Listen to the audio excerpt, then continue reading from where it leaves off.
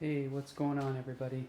If you're watching this video, thank you so much for taking the time to watch it and to learn a little bit about what I can perhaps share with you.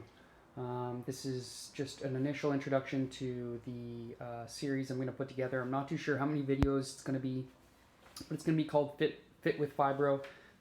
Basically, the concept is the fact that a lot of people have been diagnosed with fibromyalgia, men, women, every sort of, and fibromyalgia is something that is just kind of, it's an umbrella.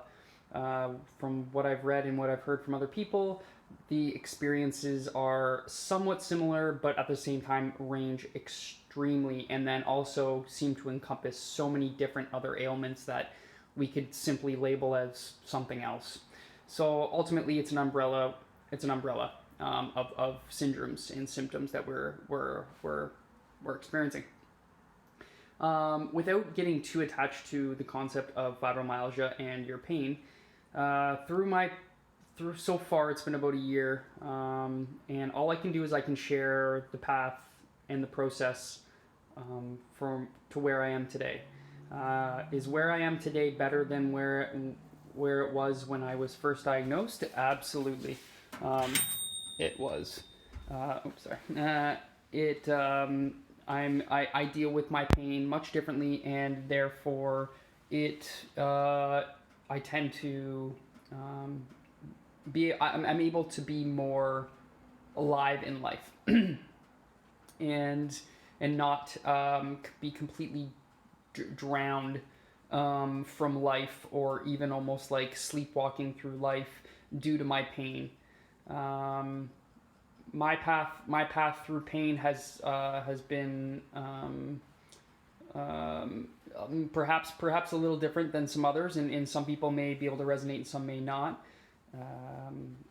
I've never taken anything other than what some people would consider perhaps just normal everyday things that they take to live their life.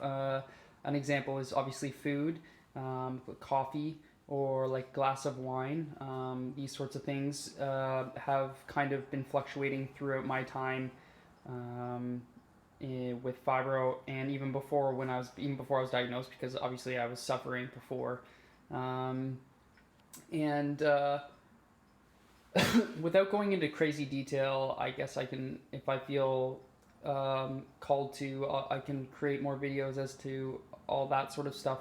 But really, in this introduction, I just wanted to let you know that when I first started getting back into moving my body, because I knew that that's what I needed to do in order to not let the pain basically take over me, which it had been doing.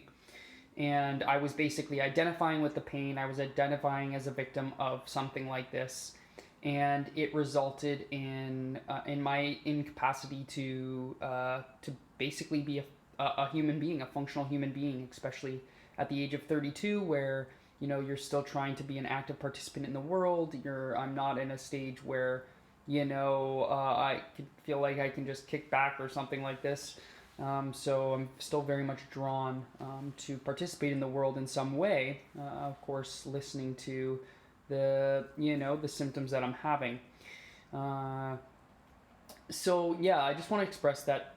To be honest with you, sometimes I would stand up and I would do some squats, and like just squatting up and down, and I would be crying while I was doing it, and I'd be crying on two different levels. One, because I'm in pain, and two, because emotionally, and how the depression that I had, it basically was telling me, why are you doing that? Stop doing that. And it would create more pain and more stiffness, and I would do it, and I would do it, and I would do it, and I would keep squatting through pain, and because I knew that even though I was hurting, that the pain wasn't real on the physical. Like, it was real because I was feeling it, but it wasn't real in the sense that it was kind of like, it was like it was just fear. It was fear expressing itself through my body.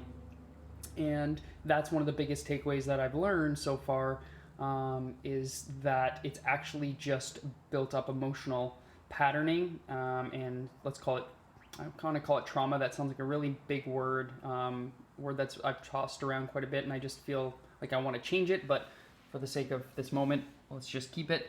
And what I started to realize is I started creating a new pattern, ultimately, and that has led me to be able to move much more than I used to. It's allowed me to sleep better. I wasn't, like, again, there's past videos if you look in my feed about being first diagnosed with fibro and everything. So, but ultimately, I couldn't even walk up and down the driveway. I had a driveway. It wasn't like, I'm talking maybe like 50 yards there and back. And that was actually my goal each day, was to be able to do that. Like, no word of a lie. Like, I wish I almost filled it to have, like, again, you can have this sort of proof, but like, that was my situation. And you know what? I had to accept that, being the fact that I was a super fit guy and all this stuff before, and I had to accept the fact that fitness movement to me and getting moving meant walking to up my driveway and back. And I'm sure some people can relate to that, and it's very humbling to be able to be at a place where that is literally what I felt I could do, and what I could commit to, and it is something that I started with. And then it eventually just evolved from there, which I can get into more detail about, and also get into more detail about through the videos that I will come forward from here. Ultimately, the goal of these videos that I'm going to post over the next period, next about month or so, perhaps even longer, is just simple and effective ways that I've found for myself personally, and I'll share any sort of anecdotal things that other people have done or that I've seen. But ultimately, what I did to get to where I am today, which is not where I was, not where I'm expecting to, in some sense, to go. I feel like my path is a little different now. However, that doesn't mean that I don't exercise. I exercise to stay healthy and to stay. Keep my energy levels well and to keep my mind right. It centers me. I feel that even as a human being, I don't think I'm, speaking too much from like a personal thing, but more of like hey, we're humans and we're meant to move, and we live in a world now where that doesn't happen as much. You get the drift, right? Anyways, without carrying on crazy amount in this video like I've already have,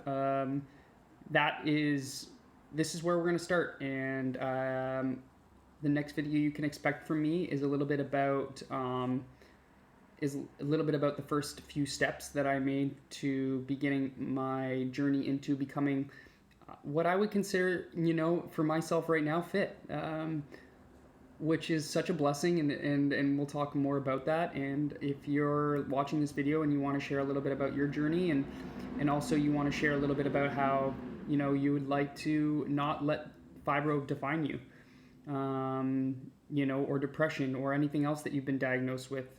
Again, I can go into heaps of detail. I've been diagnosed with many things, and ultimately I'm stubborn and I'm curious, and I don't like taking the word to heart sometimes, especially when it comes to certain things like that are diagnoses that are kind of obscure and not really understood properly. So if you want to follow with me on this journey, I'd love to hear from you, and I'd love to help if I can. All right, peace and love.